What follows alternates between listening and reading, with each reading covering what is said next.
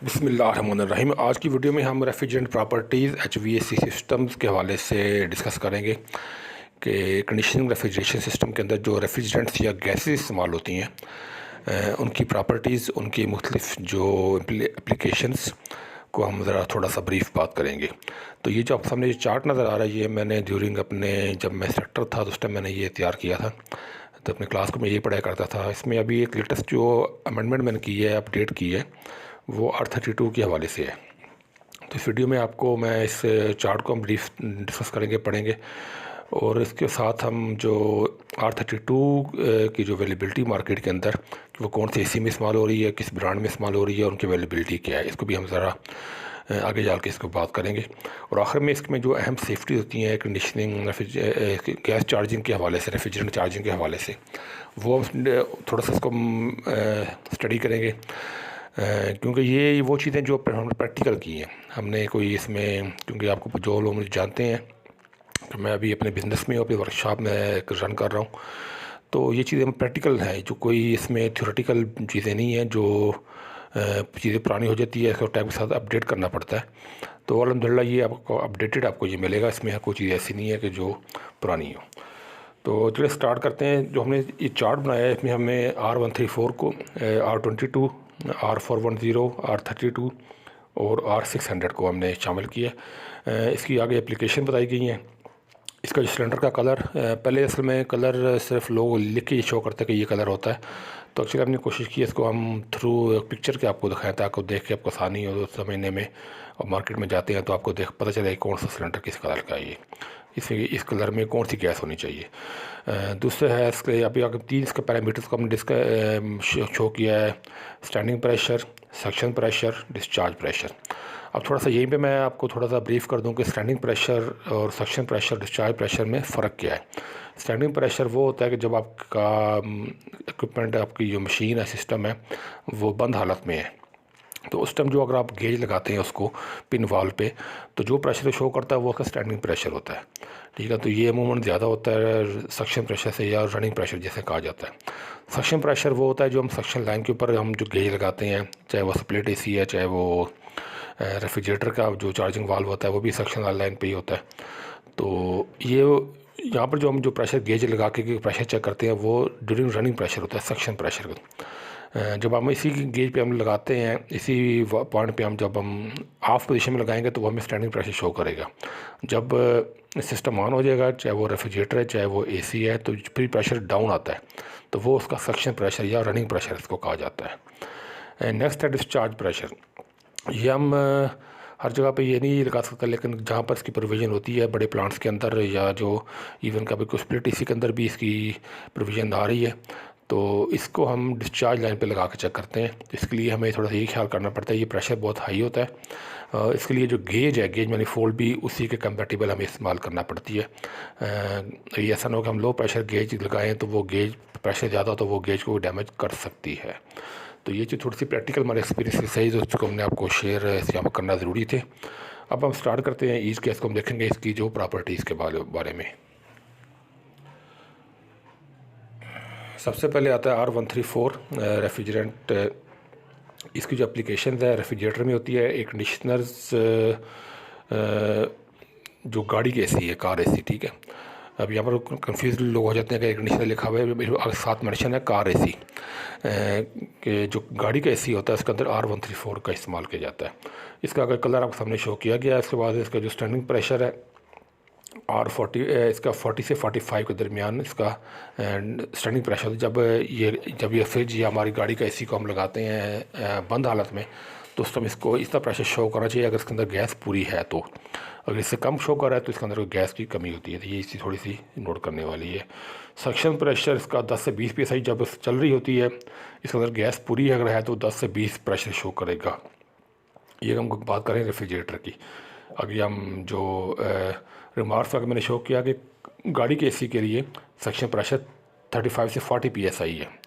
यहाँ पर गैस ज़्यादा इस्तेमाल होगी गाड़ी के एसी में अगर हम R134 इस्तेमाल करते हैं। तो यहाँ पर लोग मिक्स कर जाते हैं कि रेफ्रिजरेटर टेक्नीशियन उनको एक्सपीरियंस नहीं होता गाड़ी के एसी की गैस चार्जिंग का, तो वो समझते हैं R134 का प्रेशर हर जगह एक सेम ही होता है, लेकिन ऐसा नहीं है। फ्रिज के हिसाब से इसका प्रेशर 10 से 20 है, लेकिन जब हम इसी को हम इस्तेमाल करेंगे गाड़ी के लिए तो फिर इसका प्रेशर हो जाएगा 35 से 40 PSI मौसम के हिसाब से। अब ये वेरी क्यों करता है, इसको हम आगे जाकर आखिर में डिस्कस करेंगे। डिस्चार्ज प्रेशर जो होता है 150 PSI, ठीक है। तो इसका जो दोबारा रिपीट कर दूँ, स्टैंडिंग प्रेशर इसका 40 से 45 40 से 45 PSI, सक्शन प्रेशर इसका 10 से 20 PSI और डिस्चार्ज प्रेशर 150 PSI। नंबर 2 पे R22 आती है। ये बहुत पुरानी गैस है, काफ़ी अर्से के इस्तेमाल हो रही है। ये नॉन इन्वर्टर एयर कंडीशनर में, विंडो AC में, और जो बल्क मिल्क चिल्लर, इस पर मैं वीडियो बना चुका हूँ अपनी ये चैनल पे, आप देख सकते हैं कि उसके अंदर ही भी ये बल्क ये गैस इस्तेमाल की जाती है, जो दूध को ठंडा करने के लिए एक मशीन होती है। उस पर एक तफसील सी वीडियो बना चुके हैं, जिसका मैं रिपेयर किया था, उसका फॉल्ट डायग्नोज करके उसके अंदर गैस चार्ज की थी, तो वो भी उसको आप चेक कर सकते हैं चैनल पे। सिलेंडर कलर से आपके सामने शो हो रहा है। उसके बाद स्टैंडिंग प्रेशर इसका जो है 150 से 155 PSI, सक्शन प्रेशर 45 से 65 PSI, डिस्चार्ज प्रेशर 250 से 300 PSI। तो ये इसके प्रेशर हैं। आगे आता है R410। ये भी काफ़ी कॉमन हो चुकी है, अब इन तमाम इन्वर्टर AC के अंदर इस्तेमाल होती है। इवन कि अभी जो कुछ विंडो AC नॉन इन्वर्टर भी हैं जो मार्केट में अभी जो आपको जापानी कहते हैं लोग, जो 1 टन के, 1 टन से कम भी 0.75 टन के भी आ रहे हैं, उन पे भी ये गैस इस्तेमाल होती है।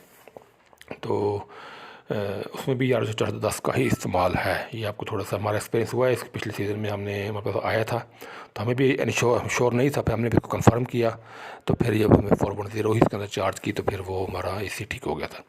उसके बाद सिलेंडर कलर आपके सामने है। इसका स्टैंडिंग प्रेशर 225 से 230 PSI, 115 PSI से 125 तक इसका रनिंग प्रेशर होता है सेक्शन पे, और इसका जो डिस्चार्ज प्रेशर है 450 से 500 PSI, काफ़ी हाई प्रेशर होता है। इसलिए मैं पहले भी मैंने बात की कि जो इसका गेज का जो इस्तेमाल है वो बड़े एहतियात से बेहतर है कि आप डबल गेज, जो हाई प्रेशर वाली गेज होती है साइड, वही आप इस्तेमाल करें इन्वर्टर पे इसको स्पेशली।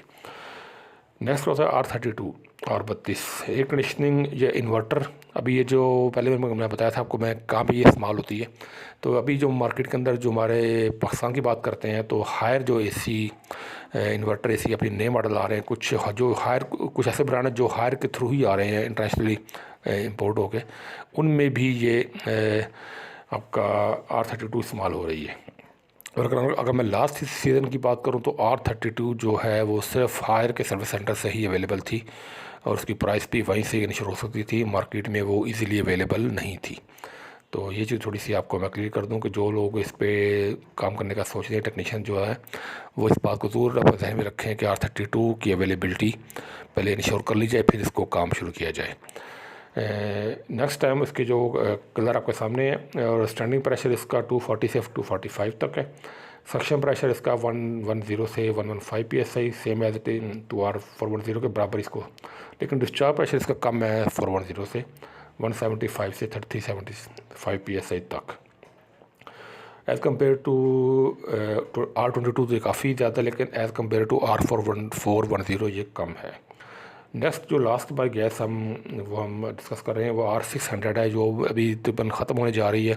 जो इसकी एक लाट आई थी मार्केट में रेफ्रिजरेटर, वो अभी उसको भी R134 से रिप्लेस किया जा रहा है। अब रिप्लेस जब करते हैं उसको बारे में क्या क्या चीज़ें देखनी थी, वो हम अगली वीडियो में इंशाल्लाह कवर करेंगे। ये वीडियो काफ़ी लंबी हो जाएगी। R600 जो है ये रेफ्रिजरेटर कुछ इस्तेमाल, क्योंकि इसमें बहुत कम प्रेशर होता है, हाईली इनफ्लेमेबल गैस थी ये, और इसके लिए इसमें काफ़ी एक्सीडेंट्स हुए हैं, ब्लास्ट हुए हैं, इस वजह से इसका इस्तेमाल अभी ख़त्म कर दिया गया है। मज़ीद जो अभी दोबारा फ्रिज आना शुरू हो गई, उसमें R134 ही इस्तेमाल की जा रही है। इसका सिलेंडर कलर आपके सामने है, और प्रेशर इसका स्टैंडिंग में R40 से 50 PSI। सक्शन की बात करें तो 0 से 1 तक मामूली सही, हल्की से ये सुई को ये बस हरकत देता है, ये प्रेशर इसका पूरा हो जाता है। डिस्चार्ज प्रेशर की बात करते हैं तो 150 PSI इसका होता है, जो कि R134 के बराबर ही है। बाकी इसकी आगे लिखा हुआ हाईली फ्लेमेबल है, इसको कभी भी पंच नहीं करना चाहिए। जैसे हम R134 में हम पंचिंग करते हैं, उसके बाद ब्रेसिंग कर देते हैं, इसको बिल्कुल पंचिंग वाला सीन नहीं है। इसके अंदर जो चार्जिंग पिन वाल जो लगा होता है उसी को हम लगा रहने देते हैं, और इसको आगे जो डेड प्लग होता है उसको अच्छे तरीके से इसको टाइट कर देते हैं ताकि गैस लीकेज ना हो। वाल्व अच्छा वाला इस्तेमाल किया जाता है, पहले भी 134 में भी ये इस्तेमाल होता है, लेकिन उसमें भी पंचिंग करके हम ब्रेजिंग कर सकते हैं, लेकिन R600 में हम ये प्रोसेस नहीं कर सकते। अब हम आते हैं इसके जो मेन पॉइंट्स हैं, जो प्रैक्टिकल के वाले से हमने जो हमारे एक्सपीरियंस में चीज़ें आई हैं कि हमेशा इसको एग्जैक्ट अमाउंट की चार्ज करनी चाहिए, ना कम ना ज़्यादा। अब हम आगे अब ऊपर जो हमने जो प्रेशर शो किए हैं उसमें आप देखें उसमें रेंज है, ठीक है, 40 से 45 है, 150 से 155 है, 110 से 115 है। तो रेंज क्यों है? अब रेंज हर मौसम के हिसाब से वेरी करती है। अगर आप सर्दियों में गैस चार्ज करते हैं तो प्रेशर आपका जो उससे मेंटेन रखेंगे, वो प्रेशर जो होता है सर्दियों में जब चार्ज करते हैं तो वो प्रेशर हमारा गर्मी में जाके बढ़ जाता है, क्योंकि प्रेशर का जो ताल्लुक़ होता है, रिलेशन होता है, वो एटमॉस्फेरिक प्रेशर के साथ बहुत ज़्यादा होता है। जैसा हमारा फ़ज़ा में प्रेशर, हवा का दबाव होता है, उसी को वो हमारे गेज पे शो होता है। तो उसके अंदर जो हम ऐड करते हैं जो सिलेंडर का प्रेशर, तो उसमें जाके ऐड होकर फिर वो जब प्रेशर बढ़ेगा तो वो प्रेशर बढ़ जाता है गेज पे, जब कम होता है तो कम भी हो जाता है। तो इसलिए जो अगला पॉइंट हमारा इसमें आता है कि always charge the refrigerant by weight instead of pressure, कि हमेशा रेफ्रिजरेंट को बाय वेट चार्ज करना चाहिए।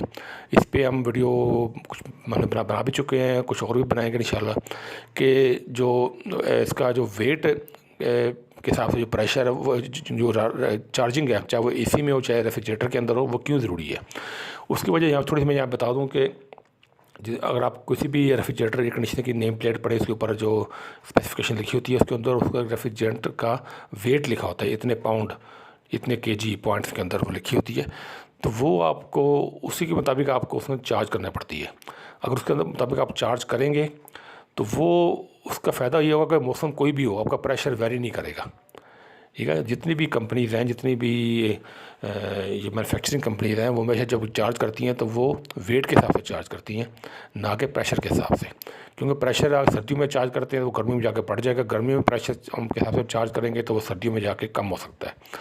तो ये चीज़ थोड़ी सी आपको चीज़ ध्यान में रखनी पड़ेगी कि जो प्रेशर है वो हमेशा आपने जो चार्ज करनी है गैस प्रेशर के बजाय आपने बाय वेट करनी है कि वज़न के हिसाब से।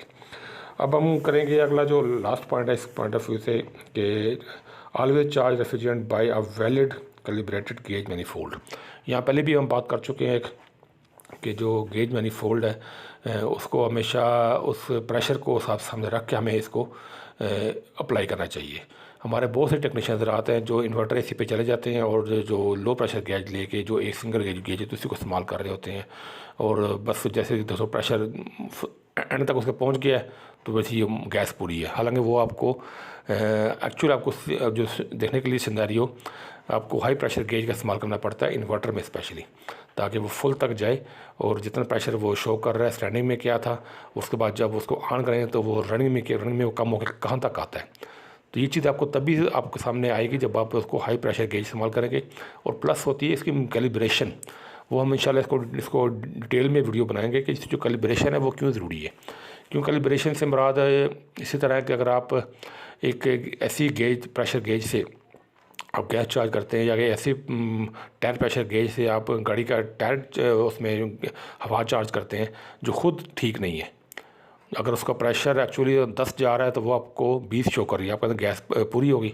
या अगर वो 20 शो कर रही है एक्चुअली वो 15 जा रही है, इट मीन हवा कम है उसके अंदर या उसमें गैस कम हमने चार्ज की है, तो वो जो एक हमारा इसको हम टेस्ट इक्विपमेंट कह सकते हैं, जो हमारी ये गेज होती है ये प्रॉपर इसकी कैलिब्रेशन होती है लेबॉर्ट्री के अंदर।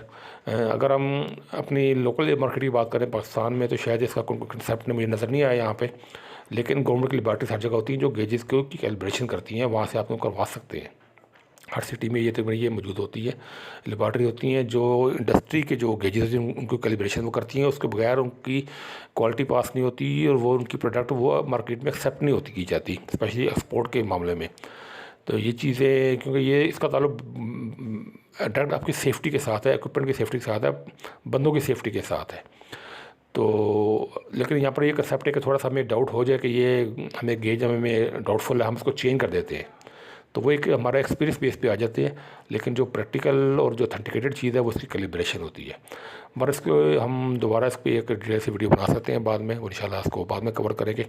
तो आज की वीडियो हम इतना ही जो उसके रेफ्रिजरेंट की प्रॉपर्टीज़ को हमने कवर किया, और जो उसकी प्रैक्टिकल हमारे जो इसकी सेफ्टी प्रिकॉशंस हैं, इसके जो स्टेप्स होते हैं चार्जिंग के, वो हम डिस्कस किए। दुआ में याद रखिएगा। अल्लाह हाफिज़।